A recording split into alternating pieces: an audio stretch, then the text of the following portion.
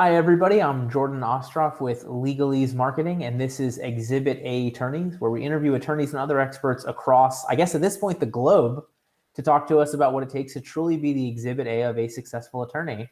I think that you are our first international guest on this. However, our next guest on Thursday will also be international. So joining me today, Rebecca Bonnington is going to talk to us about some 5 steps to building a world-class law firm. And I know there's a slideshow we're going to try to run that talks about a way to 7x revenue. Did I see that slide correctly? Fantastic.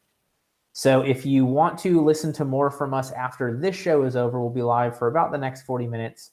We have our episode on Monday with Siobhan Olivero, where we talked about how to build and grow a firm through ecosystem mergers and shared collaborative speaking engagements. So with that, Rebecca, tell us a little bit about you and your company. Brilliant. Thank you, Jordan, and thank you for welcoming me here. I'm speaking from Edinburgh in a very dark, rainy Scotland. So I run a business called Tricres, and I founded it so that I could support the growth of professional services firms.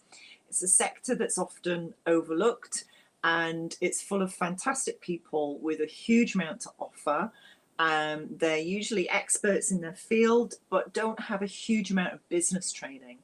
So the way we support them is to talk to them about what their purpose, vision, and values are, and start putting in their strategies and plans for growth. And we hold them accountable to those and see them flourish. It's fantastic. Which it's really interesting because like you would think that there are so many professional service providers, and I would like to think that for the most part, we tend to run decently sized and profitable businesses. But then anytime you look for like specific sales training or coaches who only deal with a specific industry niche or specific professional services, it's not nearly as prevalent as one would think, I think. True. Yeah. No, you're absolutely right, Jordan. I think there's an assumption because people who run professional services firms are by their very nature usually pretty smart, well-educated, and seem to be in control of things. But it's like the proverbial swan that looks serene on the surface. They're paddling like mad underneath, and they're making it up as they're going along, as we all are in business, really, essentially. But they give this impression of it all being under control. So I think it's a combination of people like coaches and consultants thinking, well, they've got it sorted. They don't really need us. But you just have to talk to any leader in a law firm, an accountancy firm, an architecture practice. And they're often saying, do you know what? I'm out of my depth here. I think I'm doing okay, but I'm just not sure. Yeah, I mean, I talk to lawyers all the time, and we always kind of, if you could recreate law school from scratch, forget like what you would change. It's a shorter conversation. Like, what would you keep? What actually applies to attorneys going forward? And so, there's no, at least from my perspective, there's no, I'm trying to think of the right word here. Like it's not a reflection on you as a failure for not knowing things that you were never trained about, that aren't part of your schooling, that aren't, directly related to the actual job you're doing, that are just related to the fact that you are running an overall business to do the job that you went to school for. Exactly. Yeah, you're not taught how to run a business when you go to law school, and you're not born naturally knowing how to run a business. And a lot of people don't realize that it is a skill that you can be taught, and it's a skill that you can get better and better at. And I think there's almost an assumption, well, if I'm a lawyer or architect or whatever, I'm in professional services, I'm not an entrepreneur, and therefore it's not the same as business. But actually it is business. And even if you don't think of yourself as an entrepreneurial thinker, you're a business owner and you're a business leader, and there are certain things you definitely need to know about and would definitely help you. Yeah, it's always interesting because, like we'll speak at these different conferences across the country. Usually they're lawyer focused. And so everybody's got their own little spin. You've got the person talking about SEO versus ads versus email marketing versus whatever. But I've never heard anybody be like, don't run your law firm like a business. Don't do things correctly. Like I've never heard that be the advice. So it's got to be something that we have going on right. Or yeah. I guess the fix is Right. Yeah, definitely. And I think because of the nature of the service that lawyers deliver, I think you can't go in all guns blazing with, you've got to do this, you've got to do that, you've got to have this strategy or that. There's a gentler approach, I think, to structuring and growing a legal practice. Perhaps there's more sensitivity around clients' needs and things like that, than perhaps I would work with a manufacturer on, for example. The principles of growing the business are the same, but applying them is slightly different when it comes to law firms, definitely. So we're going to get into these 5 steps to building a world-class law firm. But before we do that, from that perspective, like what is the situation? What is the problem? What does it look like for an attorney or a law firm to know that they need that they need, Tricres? Yeah, they're stressed, they're overwhelmed, and they're running around trying desperately to be a lawyer and service their clients, and at the same time doing the recruitment, the accounts, the invoicing, changing the light bulbs, and they're trying to balance this growth of getting the right attorneys and lawyers on board and their own time, and they're just pulled in too many directions. And when they get to that stage, it's time to go, right, hang on, I need some external support here. Yeah, and it's always amazing to me because it's not it's passing those easier tasks, those lower level tasks, those tasks that don't require a law degree onto somebody else isn't like you're better than them. It's just there are certain things that you have to do. There are definitely things that they can't do. I mean, in Florida, it's a felony to practice law without a license. So right off the bat, we're limiting people there. So when you're the only one at the business, at the firm who can practice law, you can't be spending time on those other things because you're doing a disservice to the clients. Yeah, absolutely. And I think there's that tension in a growing firm, a growing business. What does the owner, founder, or in partnerships, what do the partners let go of? What do they hold on to doing? And as you rightly say, the same in the UK, you have to be a qualified lawyer with a practicing certificate to practice law, and that's the way it should be. But how much of that law do you still want to practice when you've got 25, 35 people in your firm? Very true. It's decisions like that. Are you not realistically going to practice all aspects of your particular niche that you're in necessarily if you're going to grow a firm that size? And these kind of decisions have to be made fairly early on, particularly if you are ambitious to grow a world-class law firm. Definitely, and they need thinking about. All right, so let's dive in. Okay. I'm going to put you in control of when we jump to the slideshow. So that could be quite risky. All right. Well, I don't know what's in it. It looked good from the couple of slides that I saw, and then Breezy's the one who's going to have to get it set up. So I have the easiest job here. Right. So okay. y'all just tell me. Great. Well, the first thing to say is that this is not death by PowerPoint. I only wanted to show you this because there's one key slide I want to show you, and it's much easier to show you a picture than me describe it. Okay. So let's how we get on here. All right. So we're going to the slideshow. Yeah, we are. There we go. Cool. And I'm watching this live, so I'm going to see what this looks like from the live end as well. Can you see that? Is that not yet. It's coming in. We got look at that. Breezy. That was a perfect transition there. Fantastic. Wonderful. Okay. So the heading is how do you 7x the value?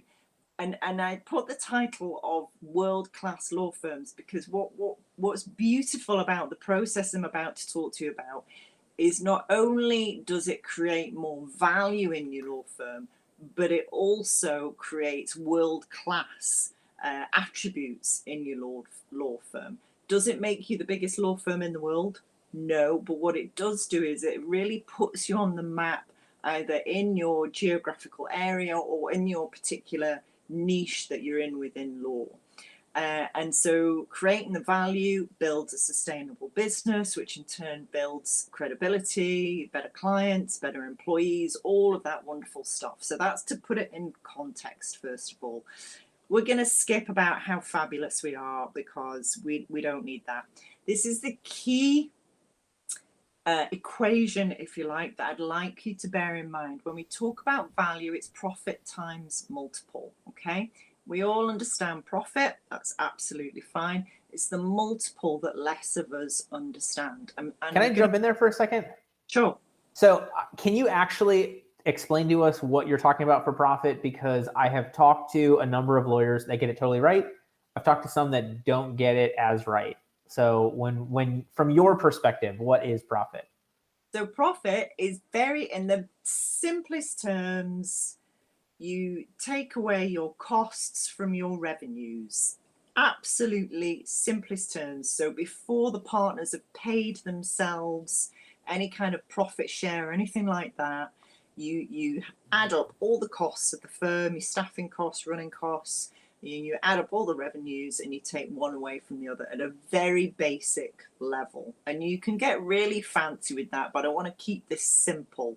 Okay, the simplest concepts are the easiest ones to get. And so the part that I just want to jump in on is I hear a lot of attorneys who own their own firm that are underpaying themselves and then figuring that they are more profitable because really they're not paying themselves what they should be paying.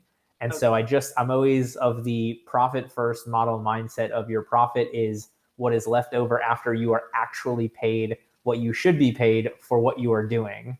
Yeah. So that's the one that's where we see it come up the most. Yeah. So I specifically said before the profit share, but what I want to add is that the partners must be paying themselves some kind of base remuneration, salary, quarterly payment, whatever, before they even think about sharing profits. So you're absolutely right. What's their base income? And that's part of the cost model. Absolutely spot on. If you're underpaying yourself, why are you running a business? Go and get yourself a job, okay? Just, pay yourself what you should be paid, and then you can really work on the value in the business. Does that make sense? Makes perfect sense. And that is exactly what I want lawyers to keep in mind, that you are not a profitable company if you are not taking a paycheck, and you should be taking a paycheck for more than the profitableness of it. So don't fudge the accounting to make you think that you're in a better position to not get help or make changes that you need to make. Absolutely. Couldn't agree with you more. Good. Okay, we ready for the next one? Well, we didn't talk about multiple. I cut you off there. I'm about to show you what it is. Oh, okay, perfect. I'm about to show you what it is. So most businesses get this stuff, cost management, economic engine control, which is your revenue cycle, asset management, management of liabilities, economic and political landscape. Businesses can't control, but they can adapt and flex, as we've seen in the past year, okay? Most businesses do that, or they have an accountant that keeps their eye on that kind of thing. That's kind of taken as given, all right? That's part of running a business. And one of the key things I would advocate to anybody leading a law firm is outsource this financial cost management piece to somebody who's really good at finance. Pay for the best financial brain that you possibly can for the stage you're at. Even if that means you can only afford, an hour of a really great finance director once a month, pay for it to get a really clear understanding of your numbers, because you can't make proper decisions without having good sight of your numbers, okay? Absolutely agree. Yeah, I don't do any of that stuff. I leave that to people who are much cleverer than me with spreadsheets. And I have somebody that I use, a guy called Andrew, that comes in and supports my clients on that. So once you've taken care of that, you can then focus as a leader of the firm or a founder of the firm, whichever you are, on the stuff that feed into the multiple. The multiple is, if you see the pink line on the screen, the multiple is the average value for your business. So I don't know, the average value of a law firm in New York of for partners is usually X. There'll be a formula to work that out. And I'm sure you could probably tell me what that is, Jordan, in the States. I don't know. Is there a formula for doing that? I'm sure there is. I have no idea what it breaks down to, but I'm sure there's a multiple somewhere in there for lawyers. There usually is. However, you can increase on that average multiple. I know in the UK, when partners or firms are looking to exit, they'll usually do 3 times their recurring fee revenue, roughly. So if you want to increase on that, the things you have to do that feed into that multiple to make it 4 times, 5 times, 6 times the profit you're making, that's what we mean by multiple. These things on the screen are the things you have to focus on. And I cheated and I said there were 5. There are actually 6, but the first 5 lead to the 6th, okay? So the first layer is the talent pipeline, the quality senior management team, the culture of the firm, and the habits and housekeeping. And when I talk about habits and housekeeping, I am talking about your strategies, okay? And your strategies are merely plans. Keep them simple. I'll go into a little bit more detail about that later. Your culture is your purpose, vision, and values, and how you're embedding those values into your firm. Again, I'm going to talk a little bit about that later. And then the talent pipeline, your senior management team, making sure you're nurturing that next generation of leaders in the firm. Then you're talking about innovations, which sometimes, well, hang on, we're in law. What do you mean innovate? And when I'm talking about innovation, it might be how you work, how you deliver your services, how you work with your staff. So, for example, one of my clients has just started an experiment to get rid of billable hours. Now, that's innovative for a law firm. They're going to trial it for 6 months, see what's happening. Very brave decision, but that's an example of innovation. Product and service extension. What else could we be offering? What else could we be talking to our clients about? Are there any services that we could in fact package up and maybe turn into products? Technology comes in here big time. And I really encourage all law firms to embrace technology as much as they possibly can, because that's going to make the world of difference to how they grow, how they structured their growth, and how much they can hit above the size that they are. Technology is going to be able to help them do that. Then there's new channels to market, partnerships, joint ventures, all kinds of wonderful things. Doors can open up there when people start thinking beyond their immediate, obvious connections. Brand architecture. I'm absolutely passionate that law firms need a brand. Jordan, you'll know all about this. Absolutely. And that brand must be aligned with the culture. You can't just leave it to fate and go, right, well, we've got the name of our firm, that's it, and it looks pretty. No, it has to, the values of that brand have to stand firm, and they have to run through everything you do. Those are the 5 things, and that leads to scalability. That makes scalability so much easier and more likely. Okay, so and the beauty of this, though, I love, because you're talking about it from the standpoint of sort of making it most valuable to sell. But the more you do those things earlier, 1, it's going to be easier to do that. But 2, it's going to make your life easier before you sell the firm. And then 3, you should increase revenue to have a higher number that you can now multiply by more, so you get exponential growth here. Beautiful. Beautifully put, Jordan. Hit the nail on the head. Absolutely spot on. That's exactly it. Now, which of those ones do you want me to go into next? What do you think our audience is going to want to hear about? Because I can go into any of those.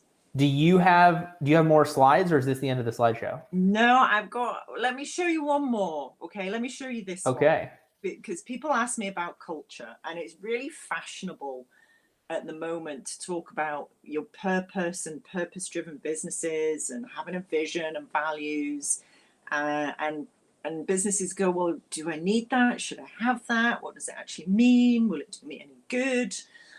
And I think when it's done properly, we call our program Culture as a Foundation for Growth, and it absolutely gives you really solid foundations to accelerate the growth of your firm. And when you're clear on a culture, one, studies show that organizations with great cultures are 60% more valuable, which is the first thing. And two, the other things that studies show is that they're able to make clear, conscious choices, they're much faster to adapt, and they attract and retain the best talent. The opposite is true if the culture's a little bit toxic. You lose people, it becomes slow and stagnant, and people get stressed and stuck.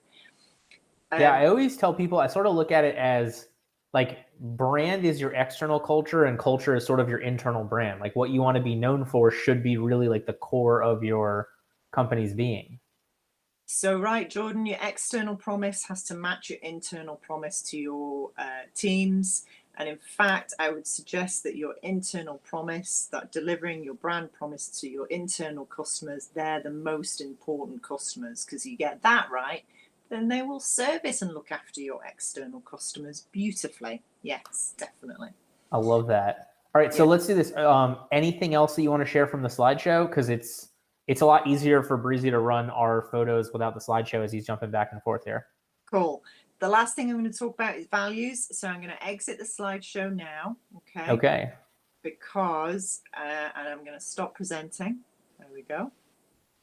I think I can do that. Stop presenting. There we go. Yeah. Because I want to talk about values. And a lot of people will have values written on the wall and on mouse mats and go, well, that's nice. That's pretty. But I want people to know that you embed the values by identifying what they mean to you as a business, and then the behaviors that are associated with those values. And then you start embedding the behaviors into your processes and your systems, and it becomes the DNA of your firm. And that takes a lot of work and a lot of effort. Makes perfect sense. All right, Breezy, you got to swap. Totally fine with me. I think everybody will know that I am me and Rebecca is Rebecca instead of the way that we're flipped now that we got rid of the slideshow. Yeah, so I don't have a kid. Not a huge deal. It's the only thing we don't have in common. Yeah, that's it. That's it. So don't worry about Breezy. It's totally fine. Whatever you can put it back to, we can go from here. So, all right, I love this concept because it really, I mean, especially the concentric circles that you had there in the slides. I think that was such a strong point because all of these are sort of amorphous concepts, and the more you make them specific, the more you make them central to your company or to your firm, the easier it is to make a lot of the millions of decisions that come out of these. So much easier. So if you have 3 core values, and I advocate having 3 because nobody can remember much more than 3, to be honest, and you understand what they mean to you as a business, and you've got the associated behaviors, you get opportunities that come along, and all you do is go, well, do they align with our values? Yes or no? If they do, great, go ahead and seize that opportunity. If they don't do it. It's the same with staff. If they align with your values, go ahead and recruit them. If they don't align with your values, don't recruit them because you'll regret it. Yeah, makes perfect sense. So of the 5 things that you talked about to get that scalability, I'm going to leave it up to you because I think we could easily do an entire show on any of those 5 things. So we are unfortunately limited to about another 15 minutes, 20 minutes. So up to you. What do you think is the most helpful for a law firm owner? Okay, so the most helpful for a law firm owner, I'm trying to think of the things that they would possibly avoid doing because they didn't think it would lead to profits, or they didn't think it would lead to revenues. And those are usually things that you should tackle first, okay? The things that organizations and firms think that are nice to have, but we don't really need them. And I'm going to talk about the purpose, vision, and values piece. And it is optional. It absolutely is optional. You don't have to lay those as a foundation for your culture. But a word of warning, if you don't design your culture, you end up with a culture by default. And particularly if there are owners of law firms who are ambitious to grow here, ask yourself this question: in 10 years' time, what kind of law firm do you want? What do you want it to look like, feel like, sound like? What kind of life do you want it to be giving you? How do you want your firm to serve you? Okay. So many times I come across business owners, lawyers, architects, professionals who 10, 15 years down the line into their journey of growing their firm turn around and go, actually, I didn't want it to look like this. Right. It's taken over my life. I've not seen my family. I haven't seen my children grow up. I never meant it to be like this. What I would urge you, particularly for the early years, and it's never too late to start, is design the outcomes you want, design the culture you want, and design what you want your firm to give you. Because otherwise, again, you may as well go and work for somebody else. So that purpose, vision, and values gives you that clear roadmap, a clear vision and destination of where you're heading and how. When I say how you're going to get there, I don't mean the detail of each client you're going to win or anything like that. Right. I just mean in the manner in which you're going to go there. Are you going to do it whilst giving yourself holidays? Are you going to do it whilst taking your weekends off? And it's a choice. It is an absolute choice. It's going to take you a bit longer if you take holidays and weekends off, but you're also going to have a life and your health. You could also go, look, I'm going to do it in 5 years. I'm just going to really go at it here. But I know that's going to mean a huge sacrifice. You decide. Put yourself in the driving seat, which is why the purpose, vision, and value piece is so crucial, because the owners, the founders of the firm get to decide where they're going and the manner in which they want to get there. Well, it's interesting because I don't remember who said this to me the first, but it really stuck with me. They talked about being like an unintentional success. Yeah. And I think you'll find a number of law firm owners that are able to do that. They're really good. And to some extent, this was me at the beginning. Like, thankfully, I was good enough at generating work to spend that money totally incorrectly, because I was an unintentional success, if you will, at that point. And so I love this concept of like, the more that you really hammer down that core, who are you as a company? Who do you want to be as a company? What are you striving for? Just the easier it makes every decision. Does this fit our values? Does this fit the future I want? Does it fit the life I want to have? And it's such a simple concept, but it really is everything, or at least helps you make the decision about anything. Yeah, it really does. And stuff changes. I designed a business for myself back in 2009 to suit the stage I was at in my career, in my life. And it involved working part-time and not too much stress, because I was raising 3 kids. 2 of those kids have now left home. The Tricres business I designed back in 2018 is completely the opposite, because my life has now changed and moved on to the point where I actually want something different, and I am prepared to put in the additional hours and the extra hard work to achieve what I want to achieve. So your vision might change according to your life stage and circumstance, and that's okay. Right. And it's just, what I find is that people either, like, they know where they want to get to, and either they sacrifice the path there, or they're not willing to allow themselves to change where they're trying to aim for. And really, as long as you're constantly working towards what you want and willing to change what you want to continue working towards that, like, it's really hard to fail. Yeah, you can't fail, actually. You're right. You've hit on a really interesting point. And when I help businesses with their vision, I say to them, it's not a case of we're a success when, it's a case of you're a success now. Each tiny baby step you take, each decision you take towards that, it is a success. It's a decision. You've moved forward in some way. Even if it's not worked out, you've still learned something from it. And you never, hopefully, repeat the same mistakes in the same way over and over again. They're always slightly different mistakes. You kind of fail your way to success, I think, most of the time.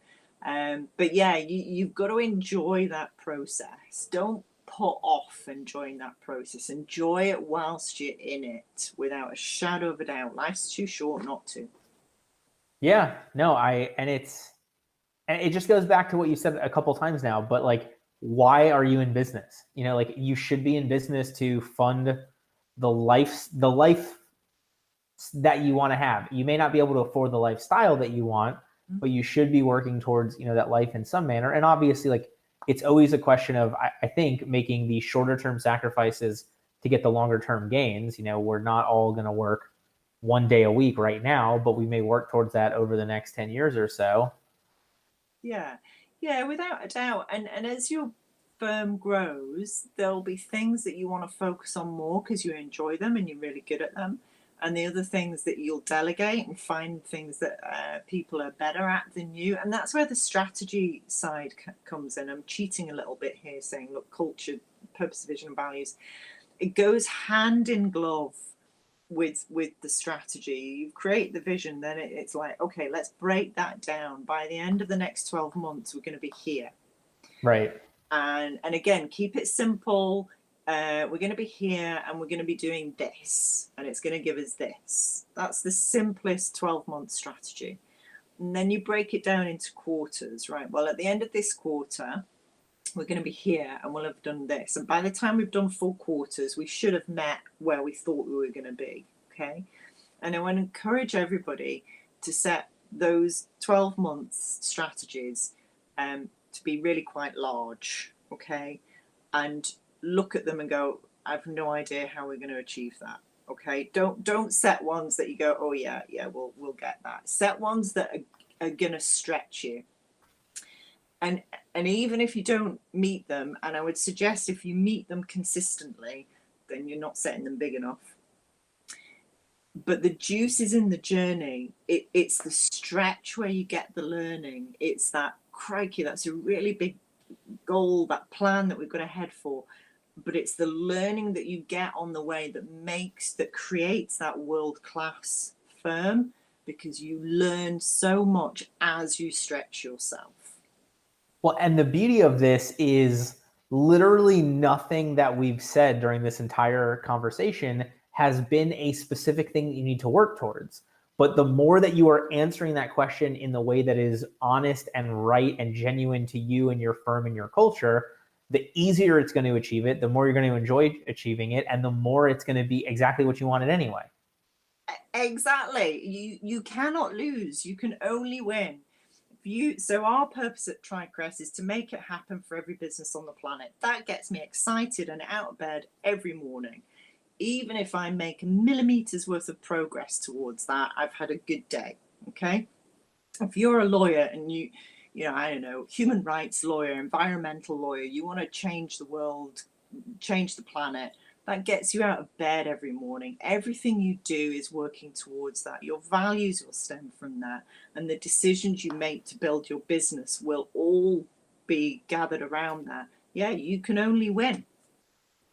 So now that we've got I don't even want to say mindset, because it's not mindset, but now that we've got kind of the framework of this, are there like 2 or 3 of the most common problems or tips that you find yourself giving to law firms over and over again that we can share? Yeah, baby steps. Yeah. Okay. Take it slow. Take it slow. Slow down to speed up. Take it a step at a time. So when I do the purpose, vision, and values piece with clients, we do a day, maybe 2 days workshop. And then we embed the different elements over a period of about 6 months. And I maybe see them once a month, because you've got to take this slowly. You've got to make sure it fits for a start, and you try things on for size, and you kind of work and operate going, well, I think with this, let's see if that works for us. Let's see if it feels comfortable. So yeah. Baby steps, slow down to speed up. So, and I want to not push back, I want to follow up on that. So I always tell people, you sort of have to think about your law firm as a boat. You know, at the very beginning, when it's just you're that little John boat, you can turn on a dime, and then you grow into, you know, this cruise ship that's going to be half a mile to pivot and change, which is why we've actually seen some smaller firms do a lot better during COVID, because they could pivot into that thing, you know, on a dime. When you're talking about this like 6-month rollout, is that regardless of size, or do you find that larger firms roll things out faster or have to roll things out slower?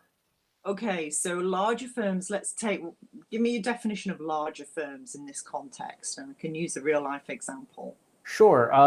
Let's say more than 20 attorneys, 50 or more staff, something over that, as opposed to maybe the 3 to 5 attorney, 10 or 15 people firm, as opposed to the true solo. Okay, great. So that size of firm, and this is why the senior management team is crucial. You should have, maybe you've got 50 staff in total. You'll have a managing partner or CEO type person leading the firm. And then you should have 4 heads of functions. Okay. From that, those heads of functions, those people should be good enough to be able to implement any kind of change in structure or approach or process that you need to happen, because in turn they should have people reporting into them that can help them do it, and you have a really great layer of command. So if the structures look right, you can still turn, but you've got to have the talented people to help you do that. So from your perspective, a larger firm could move faster, or at least as fast, as long as they have just that right. Oh my gosh, I'm losing the word here. As long as they have like the right organizational structure.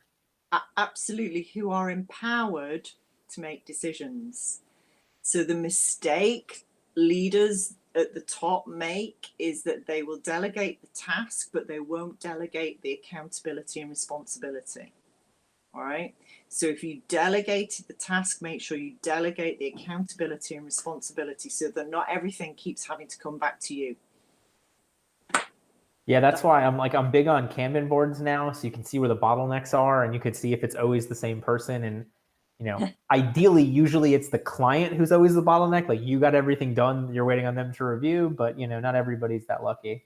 Yeah, definitely. So an example, the lady who works for me, who writes all our copy for our website and our blogs, she said to me, "Can you just check this?"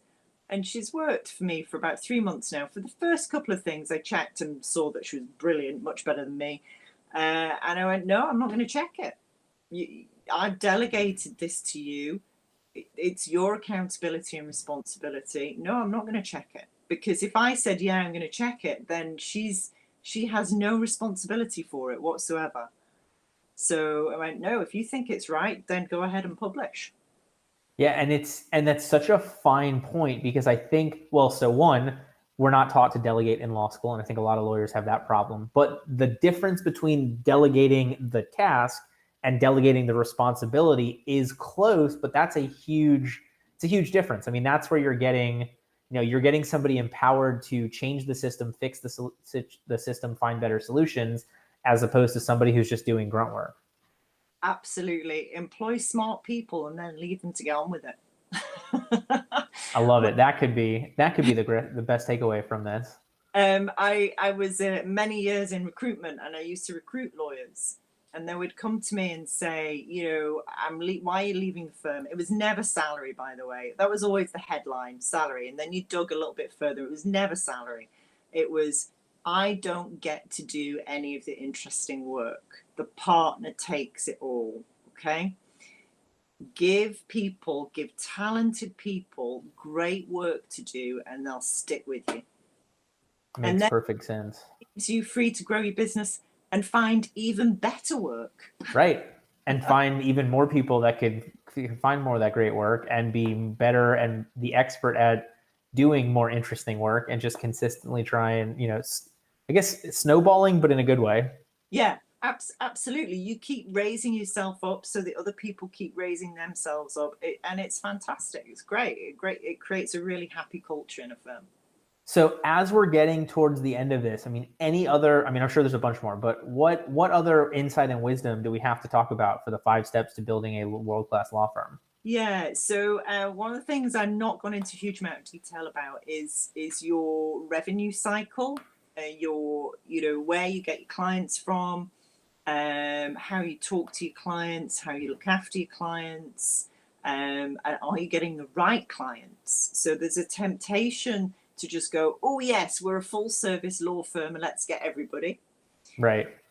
And the one thing I would say to anybody is don't try and be all things to all people, particularly when you're starting out.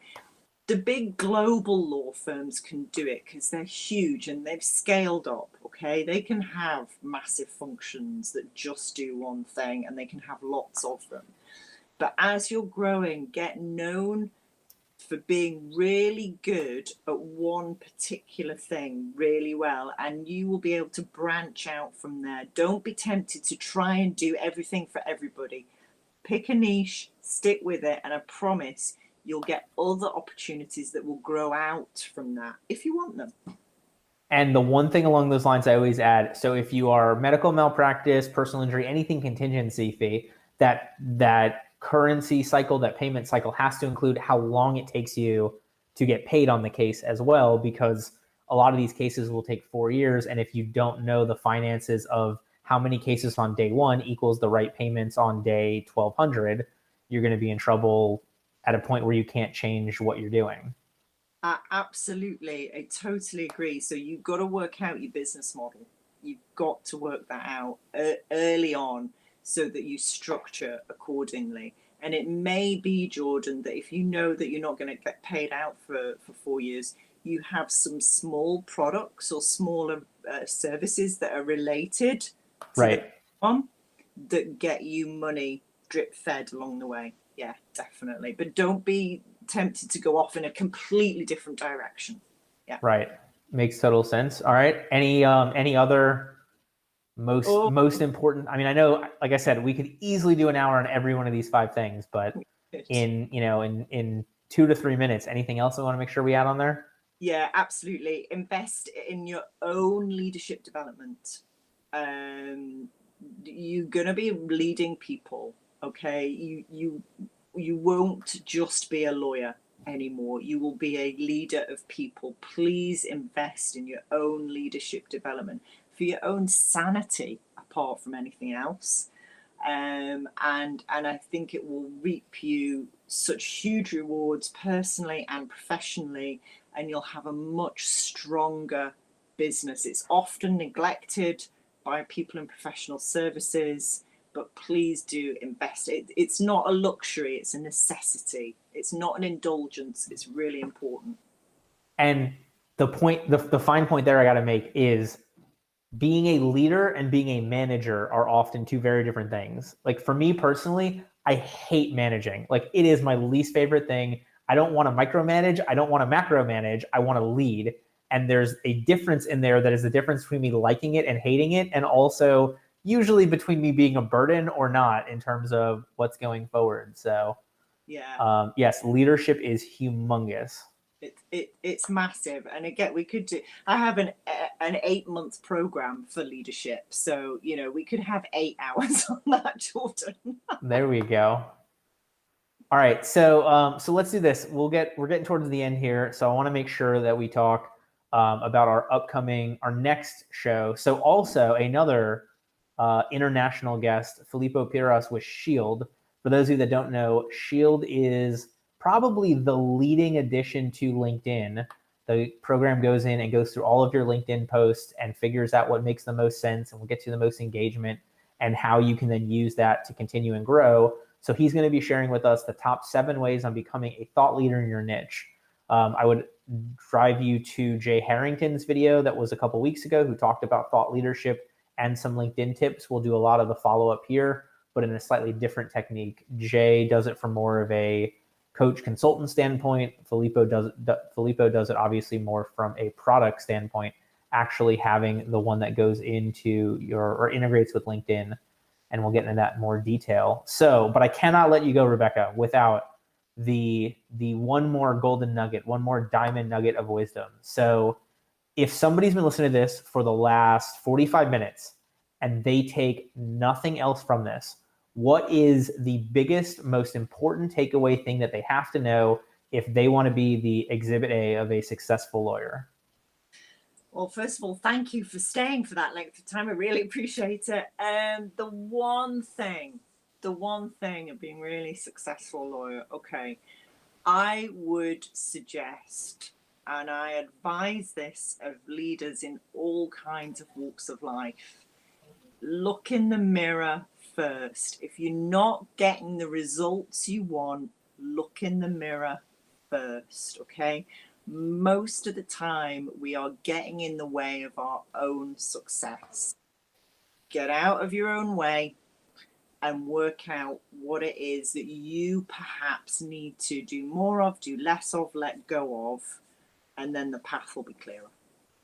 Do you find that there are the same or similar problems often, or that we all hold ourselves back in different ways?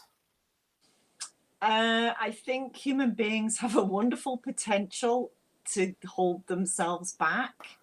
And I think it's practicing looking at situations, circumstances, outcomes, and going, is it me? And that being the first question. And that just comes with practice. And it might not be you, who knows? But it's the first question that's certainly, if this isn't working, if something isn't going the way I wanted, expected, planned, I go, is it me? What have I done, said? How have I behaved? What decisions have I made to get to this point? And yeah, start with myself, definitely. You're the common denominator in your life and work, so you have an impact. And the interesting thing is, most of the time, it's probably easier if you are the problem than if you're not the problem, because you have a lot more agency and control over yourself than you do over anything else. And so oftentimes you shouldn't be shying away from understanding you're the problem. You should be running towards it because you can solve it faster and easier. Absolutely. My biggest lesson from running my first business was that I should have stepped back as MD probably 4 years before I did. I should have let somebody else run it as MD, and I should have become head of sales, commercial development, whatever. Biggest lesson. And I don't make that mistake again. Interesting. All right. Well, thank you so much for being with us. We've got the Tricres.com. We've got your Twitter handle on here. We've got your LinkedIn, the LinkedIn page for Tricres. Any other contact information or things you want to make sure that we have here? No, you'll find me there. If you like our Tricres company page on LinkedIn, we invite people to lots of free workshops throughout the year. So please come to that and you'll get an invitation to whatever's coming up next. All right. Perfect. Then thank you so much for joining us today. Thank you for having me. I really appreciate it. Thank you for listening to this episode of Exhibit A Attorneys. If you're interested in becoming the Exhibit A of successful attorney, please check us out at legalesemarketing.com, EASE.